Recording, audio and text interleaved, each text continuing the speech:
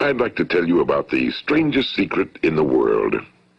Some years ago, the late Nobel Prize-winning Dr. Albert Schweitzer was being interviewed in London, and a reporter asked him, "Doctor, what's wrong with men today?"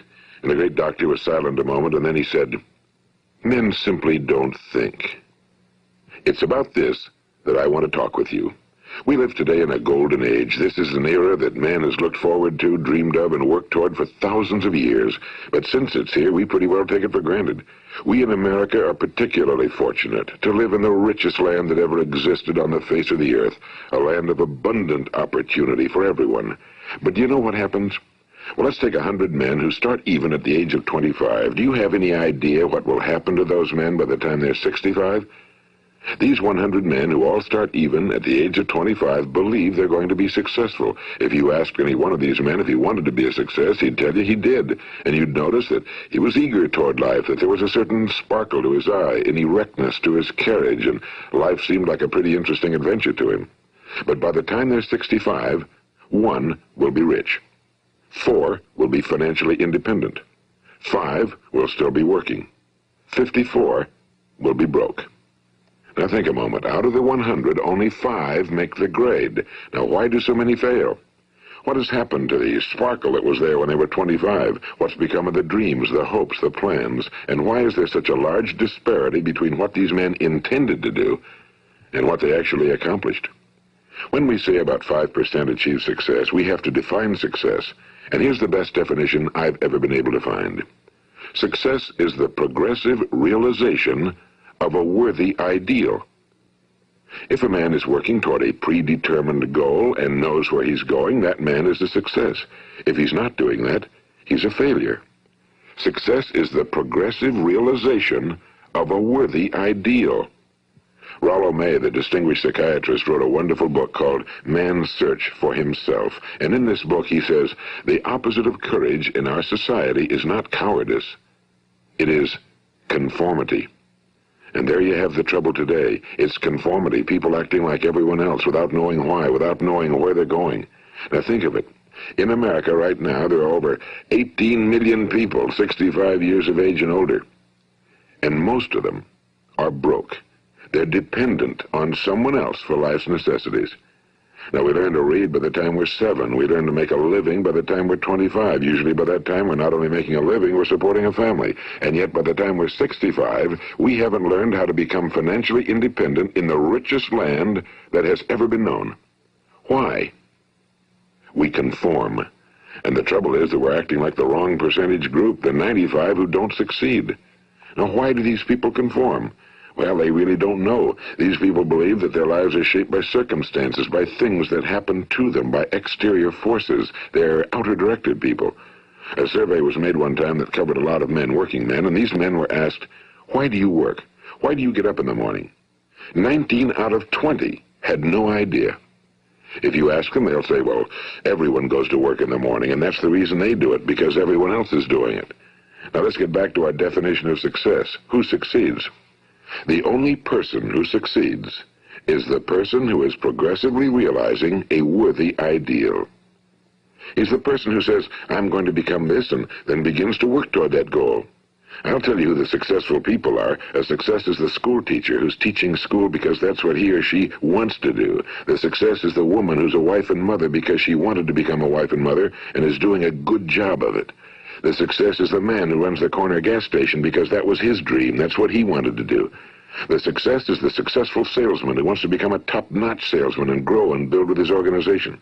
A success is anyone who is doing deliberately a predetermined job because that's what he decided to do deliberately. But only 1 out of 20 does that. That's why today there isn't really any competition unless we make it for ourselves. Instead of competing, all we have to do is create. You know, for 20 years, I looked for the key which would determine what would happen to a human being. Was there a key I wanted to know which would make the future a promise that we could foretell to a large extent? Was there a key that would guarantee a person's becoming successful if he only knew about it and knew how to use it? Well, there is such a key, and I've found it. Have you ever wondered why so many men work so hard and honestly without ever achieving anything in particular, and others don't seem to work hard and yet seem to get everything? They seem to have the magic touch. You've heard them say that about someone. Everything he touches turns to gold. And have you ever noticed that a man who becomes successful tends to continue to become successful? And on the other hand, have you noticed how a man who's a failure tends to continue to fail? Well, it's because of goals. Some of us have goals, some don't. People with goals succeed because they know where they're going. It's that simple. Think of a ship leaving a harbor, and think of it with the complete voyage mapped out and planned. The captain and crew know exactly where it's going and how long it'll take. It has a definite goal. Now, 9,999 times out of 10,000, it will get to where it started out to get. Now, let's take another ship, just like the first, only let's not put a crew on it or a captain at the helm. Let's give it no aiming point, no goal, no destination. We just start the engines and let it go.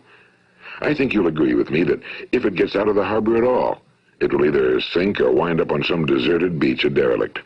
It can't go anyplace because it has no destination and no guidance, and it's the same with a human being. Take the salesman, for example. There's no other person in the world today with the future of a good salesman. Selling is the world's highest paid profession, if we're good at it and if we know where we're going. Every company needs top-notch salesmen, and they reward those men. The sky's the limit for them. But how many can you find?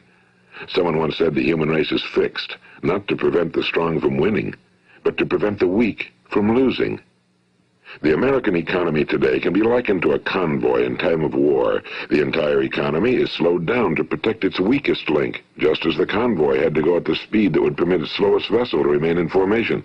That's why it's so easy to make a living today. It takes no particular brains or talent to make a living and support a family today. So we have a plateau of so-called security, if that's what a person's looking for. But we do have to decide how high above this plateau we want to aim. Now let's get back to the strangest secret in the world, the story that I wanted to tell you today. Why do men with goals succeed in life and men without them fail? Well, let me tell you something which, if you really understand it, will alter your life immediately. If you understand completely what I'm going to tell you from this moment on, your life will never be the same again. You will suddenly find that good luck just seems to be attracted to you. The things you want just seem to fall in line, and from now on you won't have the problems, the worries, the gnawing lump of anxiety that perhaps you've experienced before. Doubt, fear, well, they'll be things of the past. Here's the key to success and the key to failure. We become what we think about. Now let me say that again. We become what we think about. Throughout all history, the great wise men and teachers, philosophers and prophets have disagreed with one another on many different things. It's only on this one point that they are in complete and unanimous agreement. Listen to what Marcus Aurelius, the great Roman emperor, said. A man's life is what his thoughts make of it. Disraeli said this. Everything comes if a man will only wait. I've brought myself by long meditation to the conviction that a human being with a settled purpose must accomplish it, and that nothing can resist a will that will stake even existence for its fulfillment. Ralph Waldo Emerson said this, a man is what he thinks about all day long. William James said, the greatest discovery of my generation is that human beings can alter their lives by altering their attitudes of mind. And he also said, we need only in cold blood act as if the thing in question were real, and it will become infallibly real by growing into such a connection with our life that it will become real. It will become so knit with habit and emotion that our interest in it will be those which characterize belief. And he also said, if you only care enough for a result, you will almost certainly attain it. If you wish to be rich, you will be rich. If you wish to be learned, you will be learned. If you wish to be good, you will be good. Only you must then really wish these things and wish them exclusively, and not wish at the same time 100 other incompatible things just as strongly. In the Bible, you read in Mark 9:23, if thou canst believe, all things are possible to him that believeth.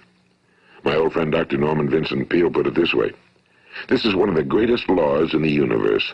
Fervently do I wish I had discovered it as a very young man. It dawned upon me much later in life, and I found it to be one of the greatest, if not my greatest discovery outside of my relationship to God. The great law, briefly and simply stated, is that if you think in negative terms, you will get negative results.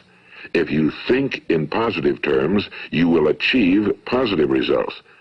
That is the simple fact, he went on to say, which is at the basis of an astonishing law of prosperity and success. In 3 words, believe and succeed.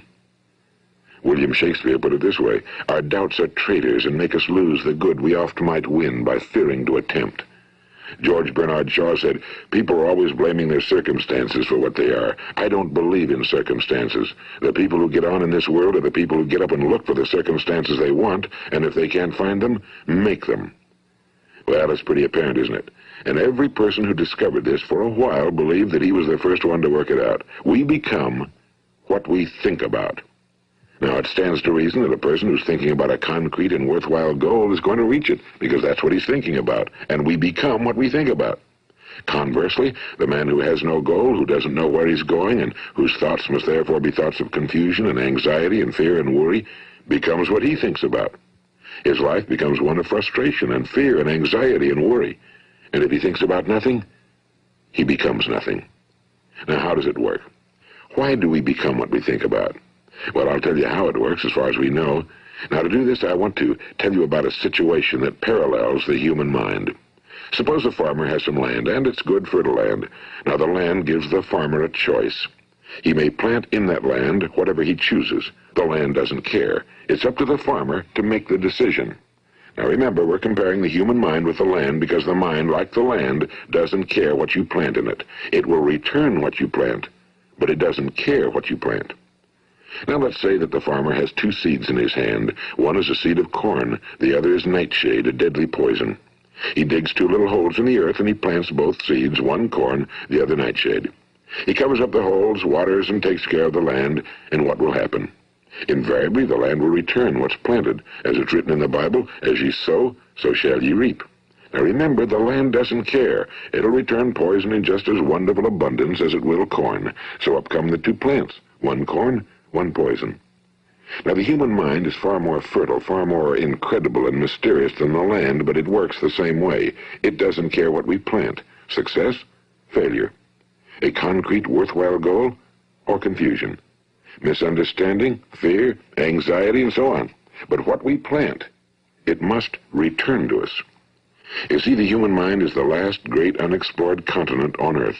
It contains riches beyond our wildest dreams. It will return anything we want to plant. Now, you might say, well, if that's true, why don't people use their minds more? Well, I think they figured out an answer to that one, too. Our mind comes as standard equipment at birth. It's free, and things that are given to us for nothing we place little value on. Things that we pay money for, we value. The paradox is that exactly the reverse is true. Everything that's really worthwhile in life came to us free. Our minds, our souls, our bodies, our hopes, our dreams, our ambitions, our intelligence, our love of family and children and friends and country, all these priceless possessions are free. But the things that cost us money are actually very cheap and can be replaced at any time. A good man can be completely wiped out and make another fortune. He can do that several times. Even if our home burns down, we can rebuild it. But the things we got for nothing, we can never replace. The human mind isn't used because we take it for granted. Familiarity breeds contempt. It can do any kind of job we assign to it, but generally speaking, we use it for little jobs instead of big, important ones. Universities have proved that most of us are operating on about 10% or less of our abilities. So decide now, what is it you want? Plant your goal in your mind. It's the most important decision you'll ever make in your entire life.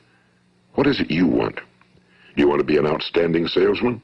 A better worker at your particular job? Do you want to go places in your company, in your community? Do you want to get rich? All you've got to do is plant that seed in your mind, care for it, work steadily toward your goal, and it will become a reality.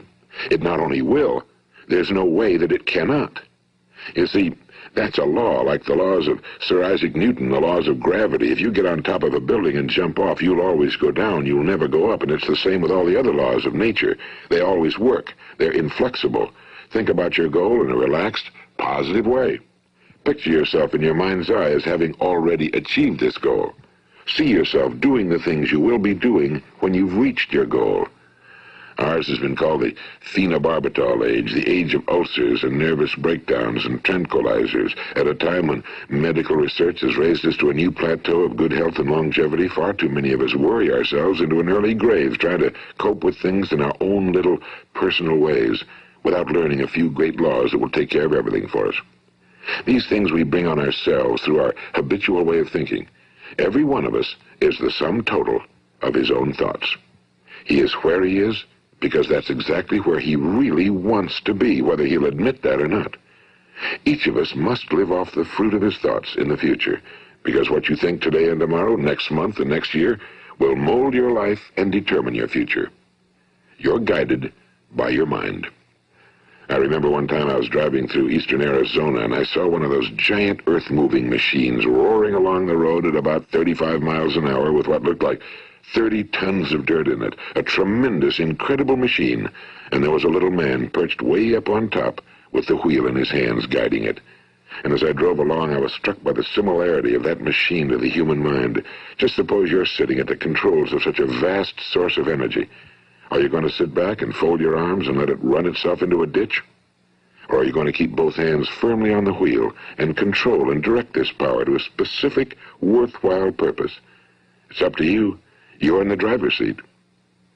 You see, the very law that gives us success is a two-edged sword. We must control our thinking. The same rule that can lead a man to a life of success, wealth, happiness, and all the things he ever dreamed of for himself and his family. That very same law can lead him into the gutter. It's all in how he uses it, for good or for bad. This is the strangest secret in the world. Now, why do I say it's strange, and why do I call it a secret? Actually, it isn't a secret at all. It was first promulgated by some of the earliest wise men, and it appears again and again throughout the Bible, but very few people have learned it, understand it. That's why it's strange, and why for some equally strange reason it virtually remains a secret. I believe that you could go out and walk down the main street of your town and ask one man after another what the secret of success is, and you probably wouldn't run into one man in a month who could tell you. Now, this information is enormously valuable to us if we really understand it and apply it. It's valuable to us not only for our own lives, but the lives of those around us, our families, employees, associates, and friends. Life should be an exciting adventure. It should never be a bore. A man should live fully, be alive. He should be glad to get out of bed in the morning. He should be doing a job he likes to do because he does it well. One time I heard Grove Patterson, the great late editor-in-chief of the Toledo Daily Blade, make a speech, and as he concluded his speech, he said something I've never forgotten. He said, "My years in the newspaper business have convinced me of several things. Among them, that people are basically good, and that we came from someplace, and we're going someplace.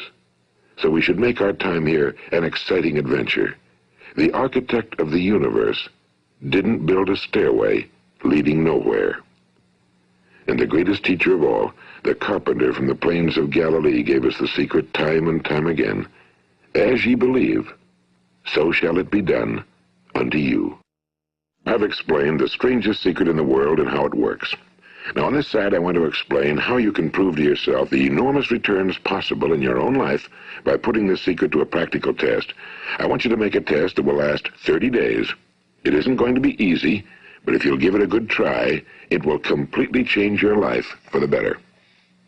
Now, back in the 17th century, Sir Isaac Newton, the English mathematician and natural philosopher, gave us some natural laws of physics which apply as much to human beings as they do to the movement of bodies in the universe.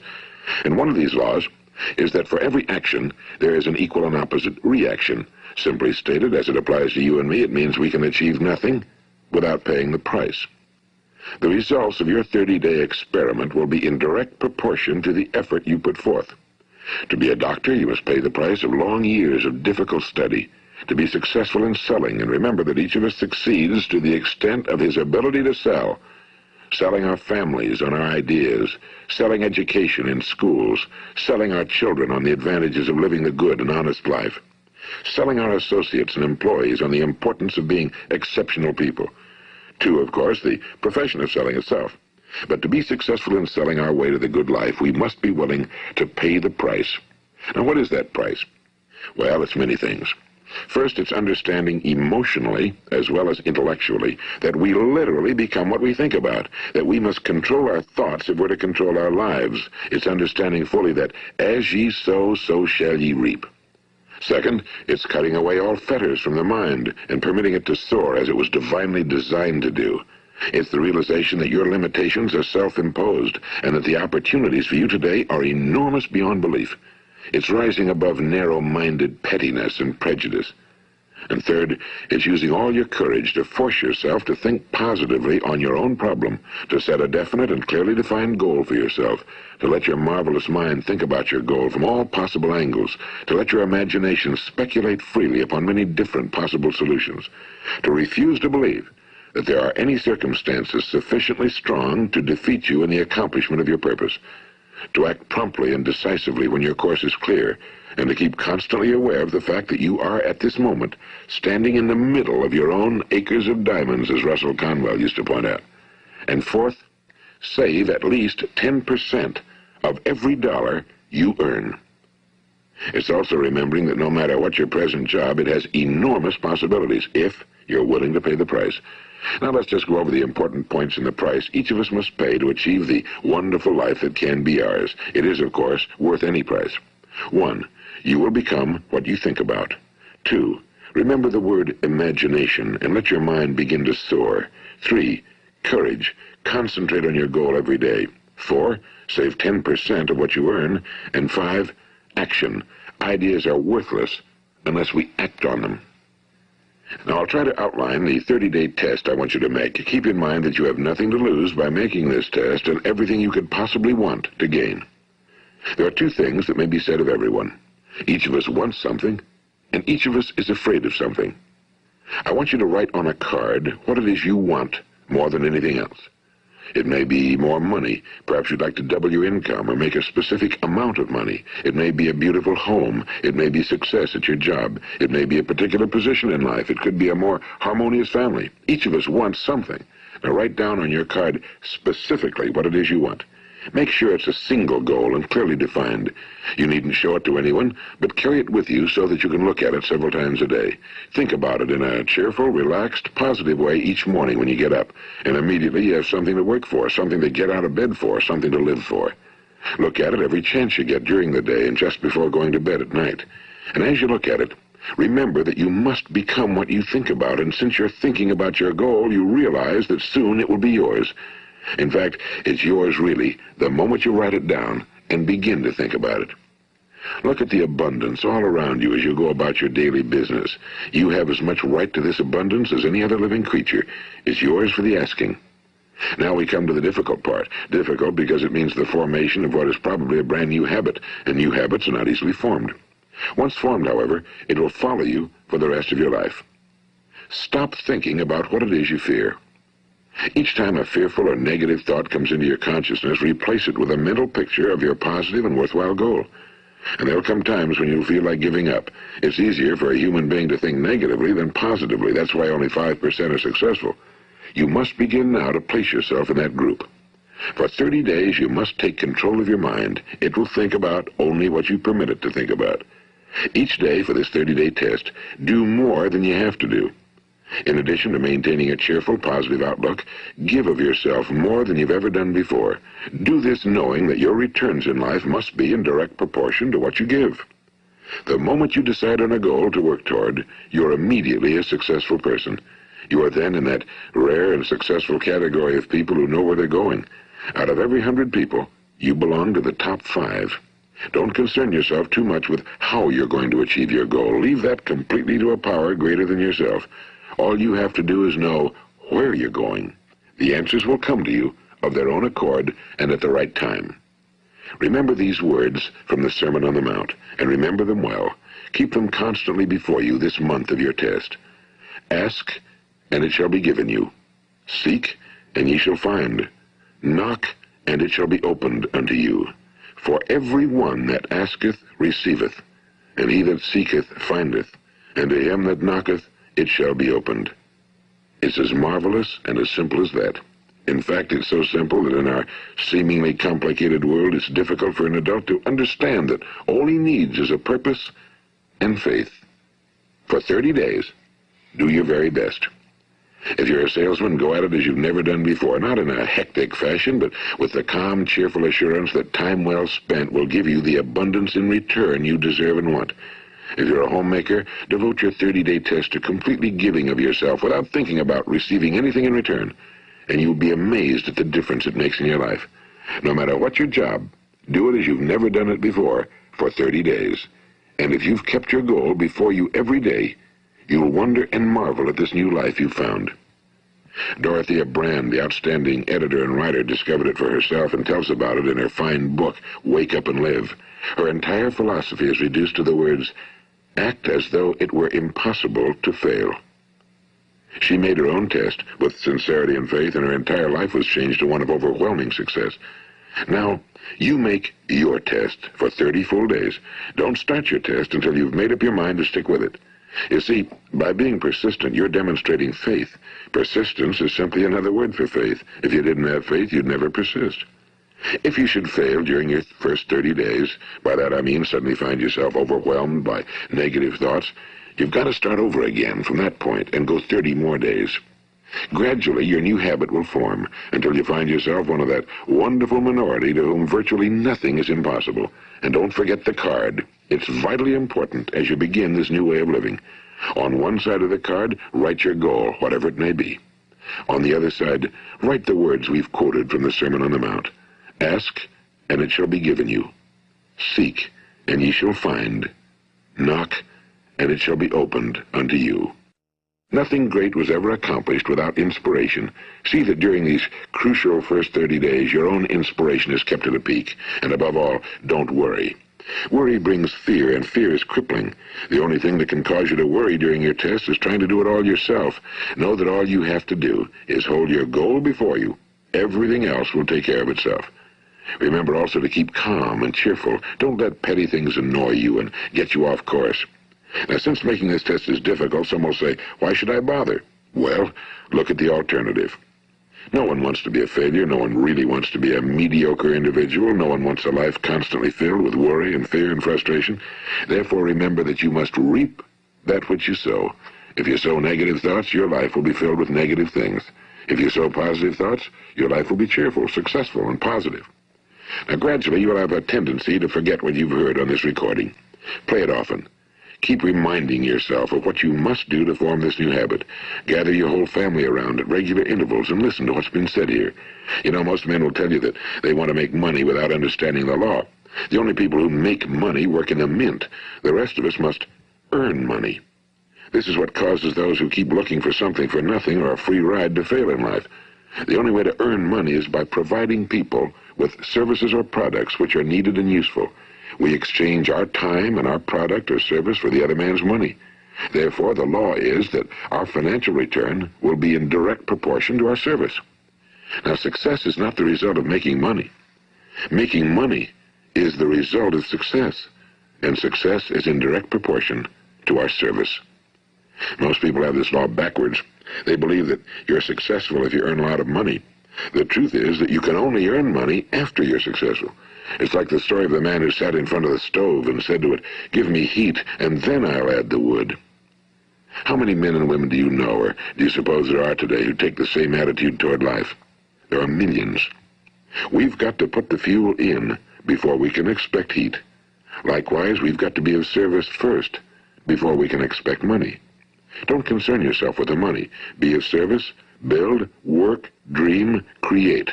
Do this and you'll find there's no limit to the prosperity and abundance that will come to you. Prosperity, you know, is founded upon a law of mutual exchange. Any person who contributes to prosperity must prosper in turn himself. Sometimes the return will not come from those you serve, but it must come to you from someplace, because that's the law. For every action, there is an equal and opposite reaction.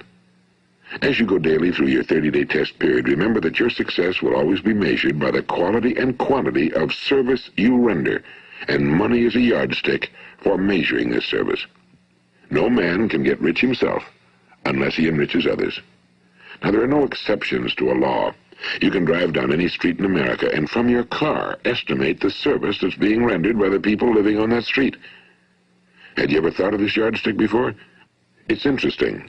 Some, like ministers and priests and other devoted people, measure their returns in the realm of the spiritual, but again, their returns are equal to their service. Once this law is fully understood, any thinking person can tell his own fortune. If he wants more, he must be of more service to those from whom he receives his return. If he wants less, he has only to reduce his service. This is the price you must pay for what you want. If you believe you can enrich yourself by deluding others, you can end only by deluding yourself. It may take some time, but just as surely as you breathe, you'll get back what you put out. Don't ever make the mistake of thinking you can avert this. It's impossible. The prisons and the streets where the lonely walk are filled with people who tried to make new laws just for themselves. We may avoid the laws of man for a while, but there are greater laws that cannot be broken. An outstanding medical doctor recently pointed out 6 steps that will help you realize success. 1. Set yourself a definite goal. 2. Quit running yourself down. 3. Stop thinking of all the reasons why you cannot be successful and instead think of all the reasons why you can. 4. Trace your attitudes back through your childhood and try to discover where you first got the idea you couldn't be successful, if that's the way you've been thinking. 5. Change the image you have of yourself by writing out a description of the person you would like to be. And 6.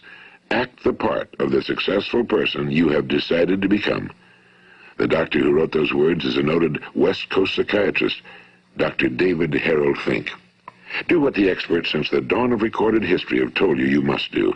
Pay the price by becoming the person you want to become. It's not nearly as difficult as living unsuccessfully.